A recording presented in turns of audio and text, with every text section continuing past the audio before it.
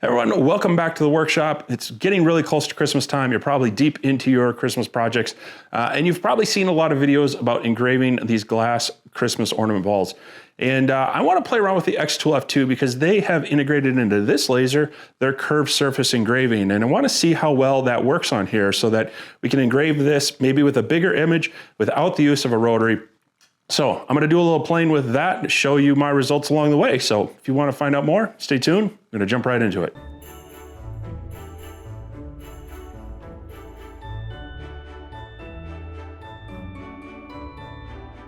So let's talk really quickly about what we're going to be using here. Of course, we have the xTool F2. This is their newest version of their portable laser. This has the 15-watt blue diode and the 5-watt IR. So we'll be able to maybe play around with both wavelengths to see how they work on that. Of course, we're going to need some Christmas ornaments. Now, these are all glass versions. A lot of them are doing the shatterproof plastic ones. I don't know how well that will work. So I did make sure I could source some of the glass ones. I was able to find some locally at my Michael's craft store. And then I did pick up some on Amazon. They are supposed to be they're supposed to be glass. We'll see how that is. So we'll be trying those out. And so these are blue. I've got some red, and then I also picked up some gold ones. Now to make the engravings pop, you generally want to color fill the insides. And so I'm going to try a couple different things. I've seen a few people do this different ways.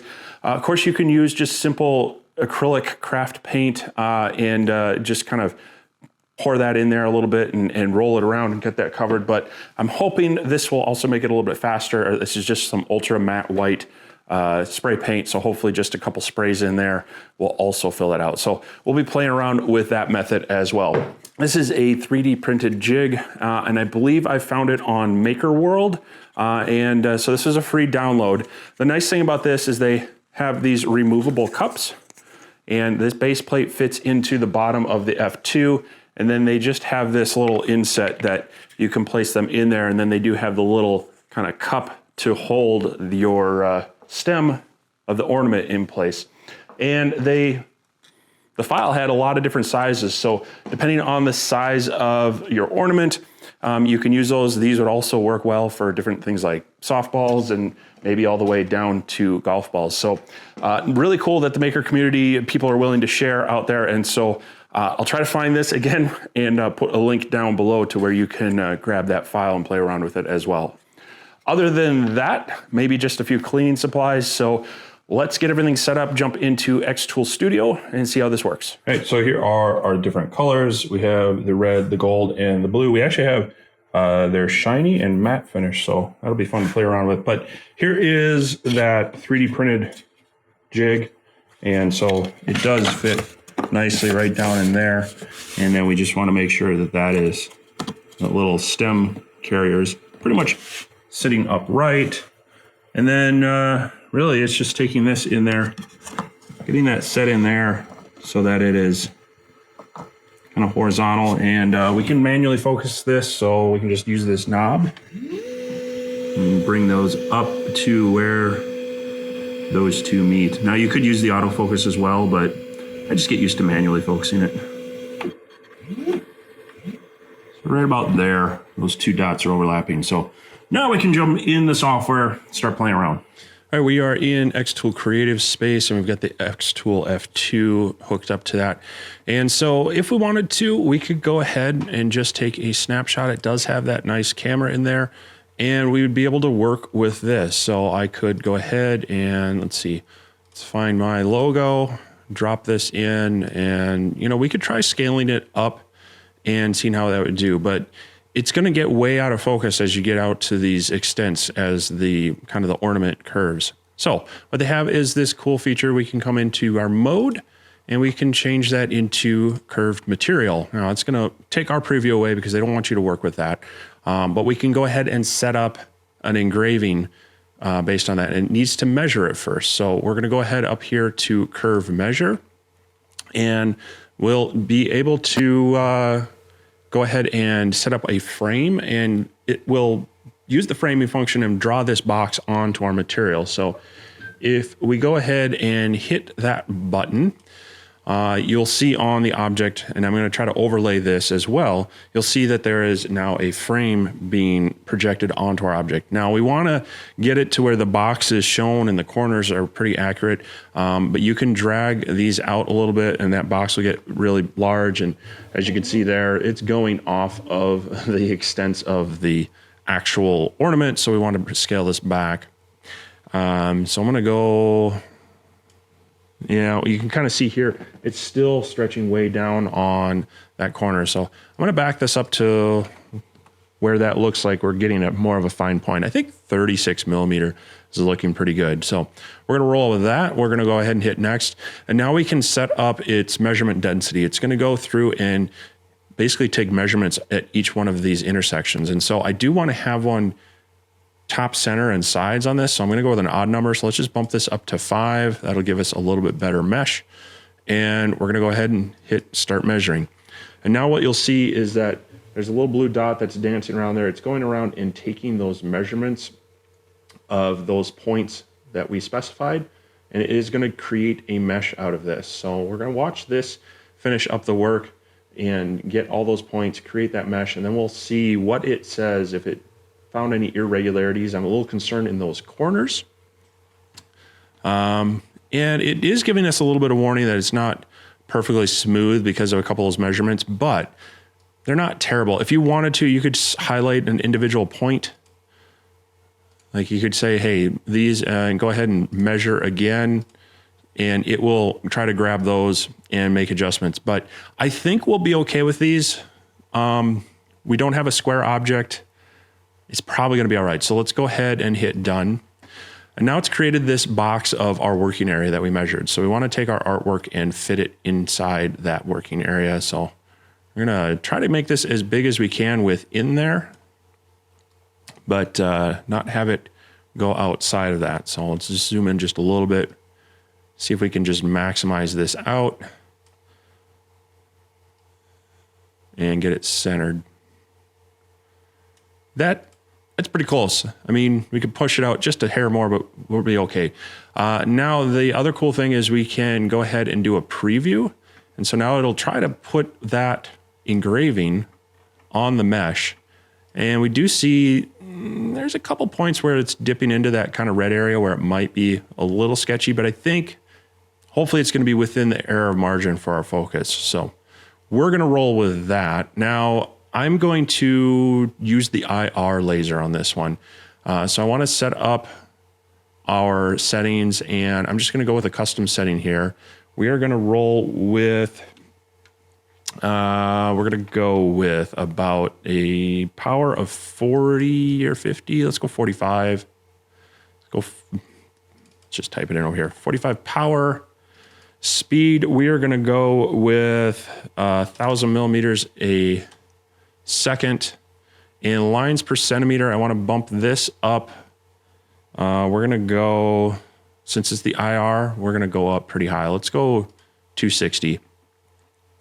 And with that, we should be able to go ahead and hit the engrave. So let's go hit process. We'll jump over to the machine, pull down the protective cover, and we'll hit go.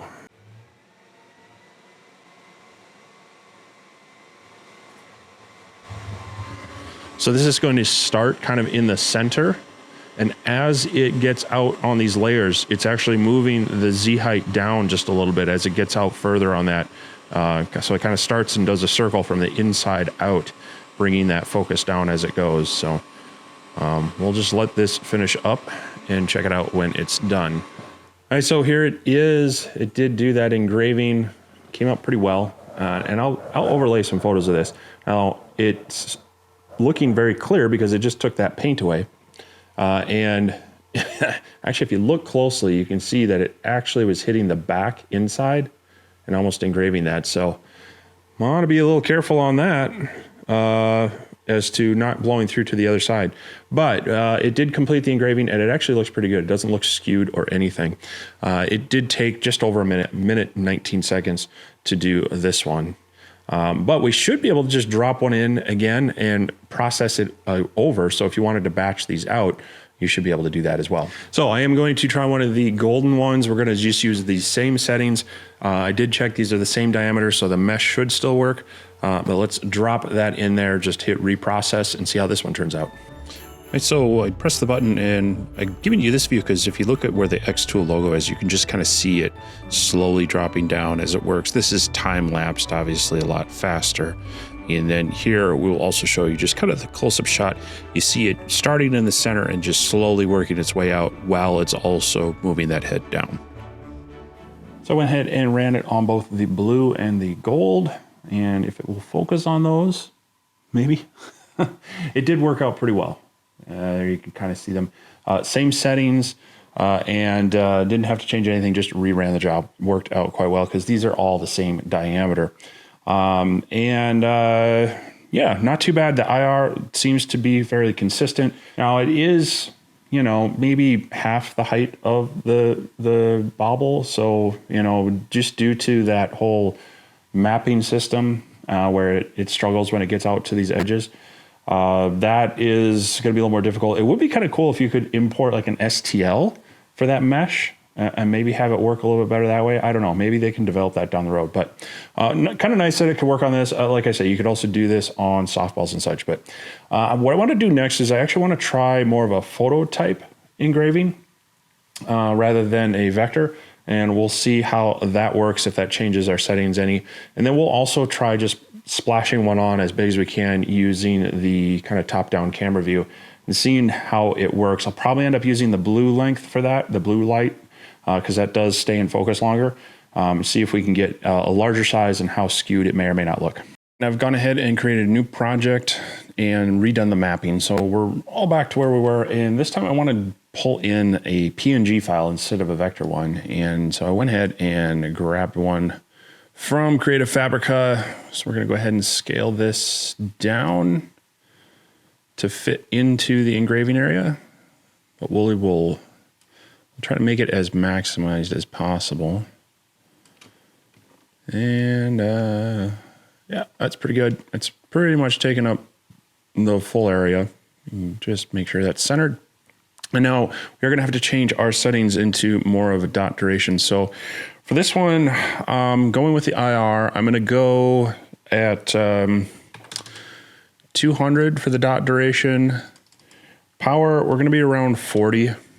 And it can go down to 1 because it's dithering, so it's going to rate the power, but I'm not going to go any higher than 40 because that worked with the other one. DPI, we're going to keep pretty high. We're going to keep this up around 500. And we'll just keep the mode as grayscale. So this should all look okay. Let's see what comes out in our preview. And here is our dithering. Just a few spots getting into those corners it doesn't like. I think I'm okay with that. So we'll go ahead and send this off to the laser and see how that works compared to the vector engraves. So we're going to let this engrave, but I'm going to take this moment just to ask you to, hey, hit that like button. And if you're new here, consider subscribing. Hopefully you're learning something here. I do a lot of projects like this and would love the support. But this is almost finished, so let's jump back into the software. All right, we're back in xTool Studio, and I've opened up a new project. I want to play around with just a straight on, not using the curved surface, and see how it looks. So we are going to go ahead and grab a snapshot of the background. Here we are, and let's go ahead and pull in. I'm going to grab this. All right, so first off, this can all be on one layer, and now we can bring it over here. Let's just see. I mean, we want to be somewhat realistic about this, but we'll drop it right about there. And we are going to switch back to the IR light. We're going to go, our settings were 40% power, 1000 millimeters a second. Get this up a little bit higher. And we'll do bi-directional. Now this is focused on the top, so as it moves down, these details, when they get out in the curve, first off, they're probably gonna be a little bit skewed, and they might be out of focus. So we'll see if it even has an impact, but just wanna play with it to see the difference we can get. So let's go ahead and process this, we'll send it to the laser. We'll take a look at the result when it's done.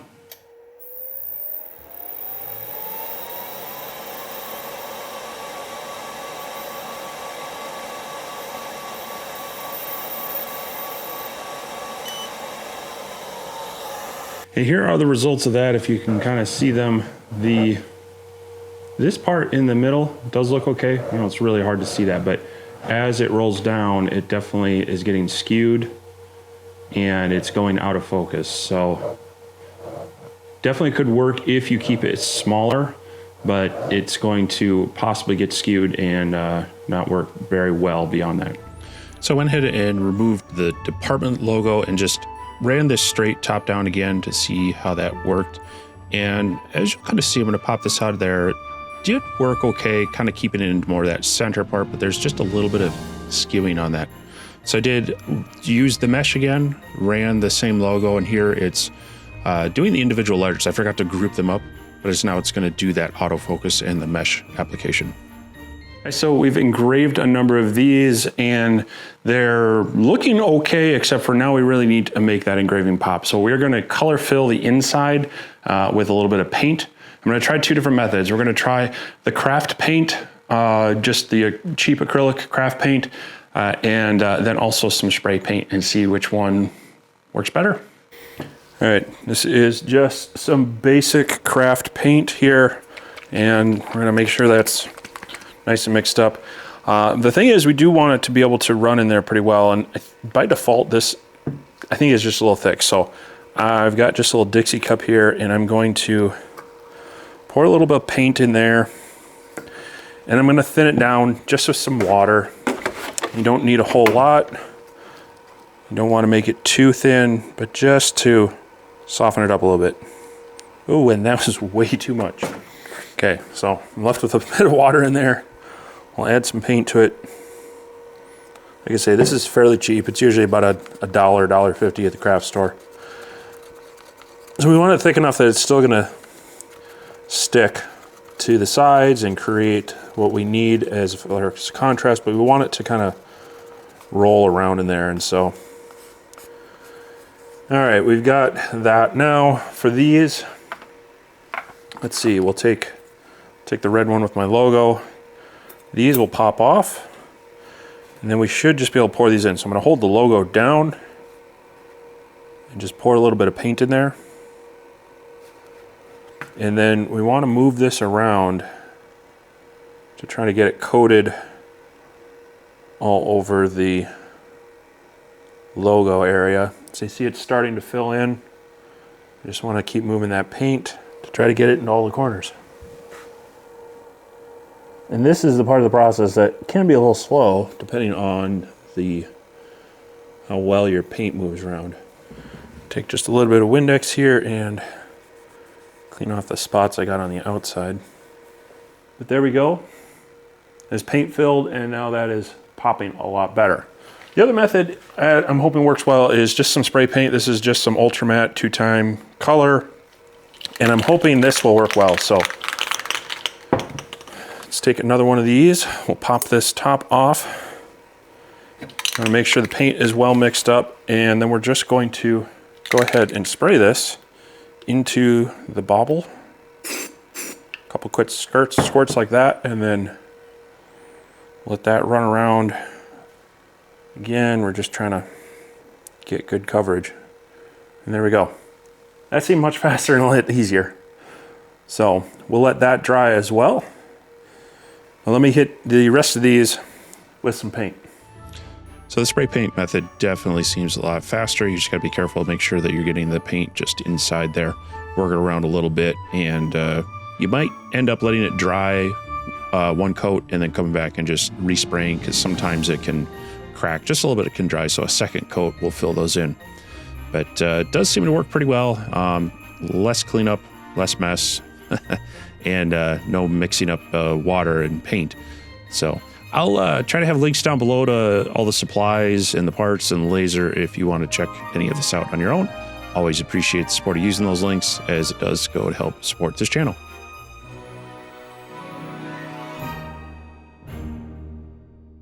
So let's take a look at how some of the ornaments came out. The first ones I did with just my logo, the 3 different colors, those are looking really nice, and the white backing really makes them pop. So that kind of 36 millimeter range was about it for these, where outside of that, things are gonna get a little skewed and funny.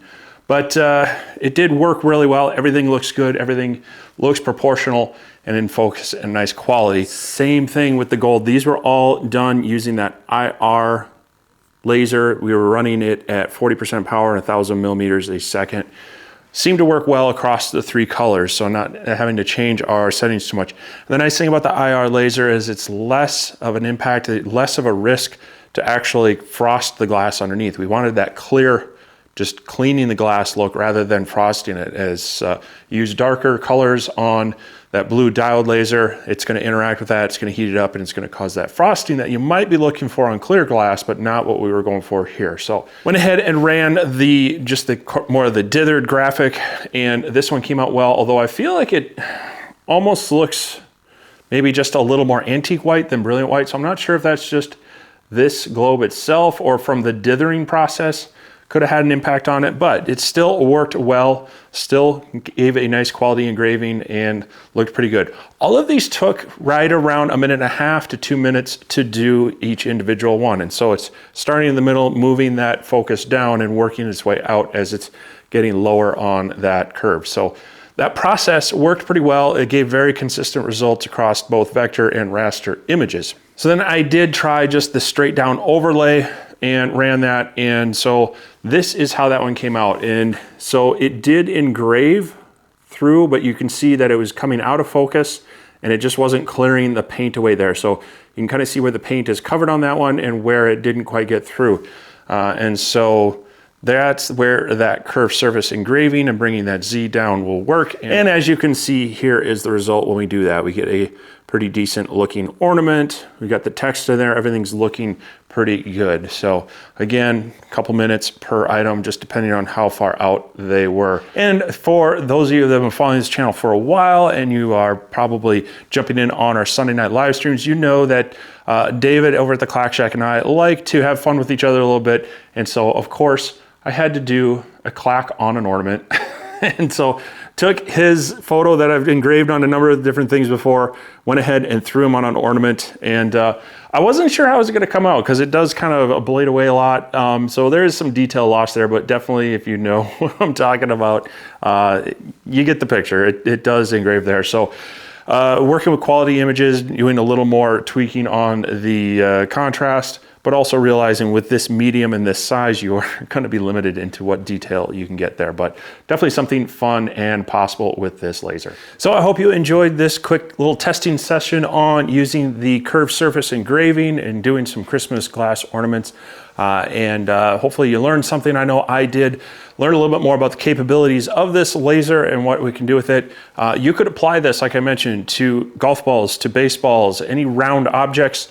You can use these 3D printed jigs in, and any curved surface where you need to kind of vary that height, you can definitely use that tool and try to get a better engraving across it. So jump into xTool Studio, play around with that if you've got an F2. And have some fun. If not, and you're interested in the F2, I will have links down below where you can pick one up from xTool. They will be affiliate links, and I do get a small commission out of that, as well as it tells xTool you valued my information. So if you're wanting to find out more and thinking about buying one, I'd always appreciate you using the link. It does help me out. It's a great way to support this channel. But as always, I hope I just gave you some better information on how to use the laser, or if this laser might be good for you. So if you have any questions or comments, leave them down below. Let me know what you thought of the ornaments, maybe things you do a bit differently or would like to try. And we'll keep the conversation going there. Love the back and forth and interaction with you all there. If you're new here, consider subscribing. I do various project videos like this. I do some review videos as well. And also, as I mentioned, do a live stream Sunday nights with David over at the Clack Shack, where we go live 7 p.m. Central Time and spend a couple hours talking about things that are going on in our shops, new projects, and mostly we like to answer questions live from the audience. So it's a great way to connect with us, get your questions answered, and have some fun time on Sunday night. Other than that, I will wrap this up. Thanks for watching. Hope you enjoyed it. Hope you had some fun. Hope you learned something. But I hope you get out into your workshop and make something too. We'll catch you next time.